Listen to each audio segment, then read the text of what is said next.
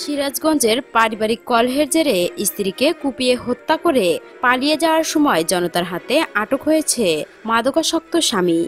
রোববার রাতে সিরাজগঞ্জ সদর উপজেলার কালিয়া হরিপুর ইউনিয়নের কান্দাপাড়া খাপাড়াতে এ ঘটনা ঘটে। নিহত গৃহবধূ রঞ্জনা খাতুন ওই গ্রামের ইব্রাহিমের স্ত্রী। আটক ইব্রাহিম কান্দাপাড়া খাপাড়া গ্রামের আব্দুল ছাত্তারের ছেলে।